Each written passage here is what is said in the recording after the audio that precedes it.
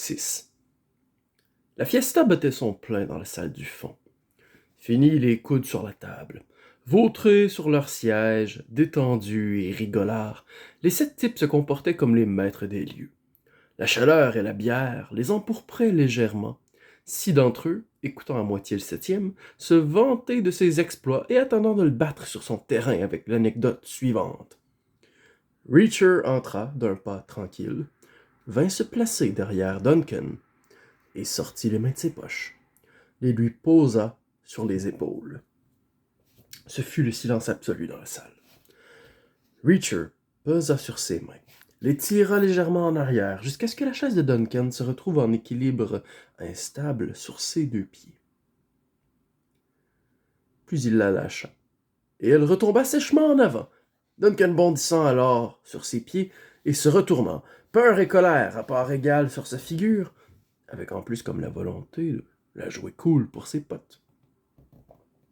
Puis il regarda autour de lui et ne trouva pas son gorille, ce qui fit disparaître une bonne quantité de tranquillité apparente et de colère, mais il laissa toute la peur. « Seth Duncan ?» demanda Reacher. L'osseux ne répondit pas. « J'ai un message pour vous, mon vieux, » reprit Reacher. « De qui ?» demanda Duncan. « De l'Association nationale des conseillers matrimoniaux. »« Ça existe un truc pareil ?»« Probablement. »« Et c'est quoi ce message ?»« Il s'agit plutôt d'une question. »« D'accord, c'est quoi la question ?»« La question est la suivante. Ça vous plaît ?» Sur quoi Reacher le frappa, un direct, dans le nez, formidable et méchant, ses articulations s'enfonçant dans les cartilages et l'os, aplatissant tout. Duncan partit à la renverse et atterrit sur la table. Rebondit une fois, tandis que des assiettes se brisaient, que des verres se renversaient et que des couteaux glissaient et tombaient par terre. Duncan ne fit aucune tentative pour se relever. Reacher repartit, enfila le couloir, passa devant le lutrin et retourna au parking. La clé que le rouquin lui avait donnée, ayant un gros 6 inscrit dessus, Reacher se gara à côté de la 6e cabine, y entra, et découvrit une version miniature de la réception bar-salon, à savoir un volume parfaitement circulaire, en dehors du carré de la salle de bain et du placard. Plafond avec dôme délavé de lumière, lit contre le mur et monté sur une plateforme conçue pour en épouser la courbure. Il y avait un fauteuil tubulaire avec à côté une petite table ronde, plus une télévision à l'ancienne sur une table un peu plus grande. Le téléphone posé à côté du lit était lui aussi à l'ancienne. Il y avait même un clavier rotatif. La salle de bain était petite mais correcte, avec une pomme de douche au-dessus d'une baignoire, le placard faisant pratiquement la même taille. Tout ce dont il avait besoin, rien de ce dont il n'avait pas besoin. Il se déshabilla, laissa ses vêtements sur le lit et prit une douche. Il régla la chaleur de l'eau au maximum de ce qu'il pouvait supporter et la laissa couler sur ses épaules, son cou, ses bras, ses côtes. Il leva un bras, puis l'autre, puis les deux ensemble. Ils bougèrent, mais comme l'aurait fait une machine neuve qui a besoin de quelques améliorations. La bonne nouvelle était qu'il n'avait plus mal aux phalanges. Le médecin de Seth Duncan se trouvait à plus de 300 km de là, à Denver, Colorado. Un super médecin, c'était indéniable, mais pas vraiment l'idéal en cas d'urgence. Et les services d'urgence les plus proches se trouvaient à 1 heure de route. Personne, ayant un minimum de bon sens, n'aurait l'idée d'aller consulter le charlatan du coin. Duncan demanda donc à un de ses amis de le conduire chez son oncle Jasper. Parce que l'oncle Jasper Duncan était le genre de type capable de traiter les problèmes les plus bizarres aux heures les plus bizarres. Il habitait à un peu moins de 10 km au sud du carrefour du motel, dans la maison la plus au nord du groupe de 3 qui partageait la même allée. Cette maison était un véritable labyrinthe, rempli de toutes sortes d'objets mis de côté pour le jour où il pourrait servir. Âgé de plus de 60 ans, l'oncle Jasper lui-même était bâti à chaud et à sable, et, à la tête de multiples talents exotiques, était un trésor de sagesse populaire et de savoir-faire pédouille. Jasper fit asseoir Seth Duncan sur une chaise de cuisine et étudia la blessure. Puis il alla fouiller dans son bazar et en revint avec une seringue et un anesthésique à effet local. C'est un produit vétérinaire conçu pour les cochons, mais un mammifère est un mammifère, et cela marcha.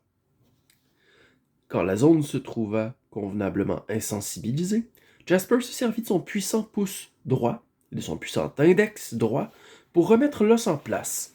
Puis il repartit fouiller dans son fourbi pour revenir cette fois avec une vieille attelle faciale en aluminium. C'était le genre de choses qu'on pouvait compter trouver chez lui. Il travailla dessus pour la mettre en forme afin qu'elle s'adapte au visage de son neveu.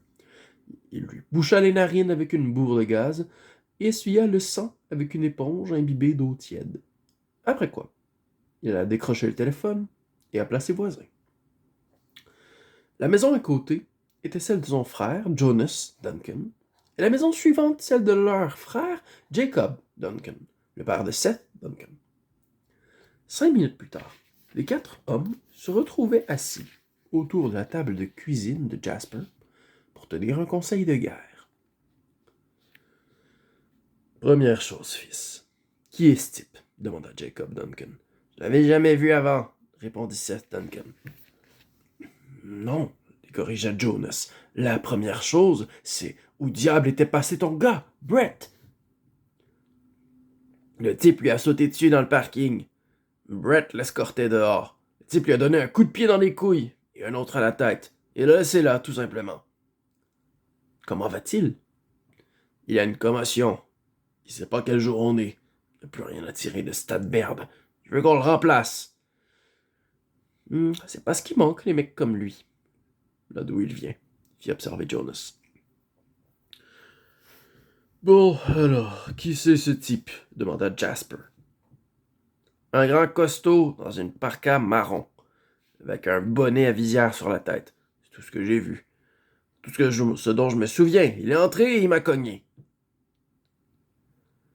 Mais pourquoi? Je sais pas. Il a rien dit? Juste des conneries. Mais Brett a dit qu'il est arrivé au volant de la voiture du médecin. Il sait plus quel jour on est, mais il se rappelle dans quelle voiture était le type. Les commotions doivent avoir des effets imprévisibles. Et tu es certain que ce n'est pas le médecin qui t'a frappé? Je vous l'ai dit, j'ai jamais vu ce type avant. Je connais le médecin. Et cet enfoiré de médecin ne me cognerait pas de toute façon. Il n'oserait pas. Qu'est-ce que tu ne nous dis pas, fiston? Demanda Jacob Duncan. J'ai sacrément mal à la tête. Je veux bien te croire. Mais tu sais que c'est pas ce que j'ai voulu dire. J'ai pas envie de parler. Mais tu sais qu'il le faut. On peut pas laisser passer un truc pareil. Seth Duncan regarda à gauche, regarda à droite. Bon, d'accord. Je me suis disputé avec Eleanor dans la soirée. Avant de sortir. Rien de bien sérieux. J'ai été obligé de la gifler. Fort? Je l'ai peut-être fait saigner du nez. Beaucoup? Vous savez qu'elle est délicate. Le silence régna un moment dans la cuisine. Bon, essayons d'y voir plus clair, dit Jonas Duncan. Ta femme appelle le médecin. Je lui ai dit de pas le faire. Elle l'a peut-être fait malgré tout, parce qu'elle est délicate. Et peut-être que le médecin n'était pas chez lui. Peut-être qu'il était au bar du motel, comme d'habitude, et qu'il avait descendu la moitié d'une bouteille de Jim Beam, comme d'habitude. C'est peut-être là qu'Eleanor a pu le joindre. On a dit au médecin de ne pas l'approcher. Peut-être qu'il n'a pas obéi. Les médecins ont drôle d'idées parfois. Et il était peut-être trop bourré pour conduire, comme d'habitude, à cause du bourbon. Et il a peut-être demandé à quelqu'un d'autre de prendre le volant, parce qu'il était inquiet. Mais qui? Un type au bar. Personne n'oserait faire ça. Aucun habitant d'ici, je suis d'accord. Mais un étranger, lui, pourrait. Et c'est un motel, après tout. C'est à ça que ça sert, les motels. Ça sert aux étrangers, aux gens de passage. Bon alors. Et après? L'étranger n'a peut-être pas aimé ce qu'il a vu chez toi et il est allé te chercher. Éléonore m'aurait fait ce coup-là. Il faut bien, sinon comment le type aurait su où te chercher? Il peut pas connaître le secteur puisqu'il n'est pas d'ici. Qu'est-ce qu'il t'a dit exactement? Voulut savoir Jacob Duncan. Des conneries sur les conseillers matrimoniaux. Jonas Duncan hocha la tête. Eh bien voilà, c'est comme ça que ça s'est passé. Un type de passage, qui aime jouer les redresseurs de tort. Un type descendu au motel. Je veux qu'il en prenne plein la gueule, dit Seth Duncan. Ce sera fait, fils. Il en prendra plein la gueule et on l'enverra se faire pendre ailleurs. De qui disposons-nous? Pas de Brett, j'imagine, dit Jasper. C'est pas les types comme ça qui manquent de là où il vient, répéta Jonas.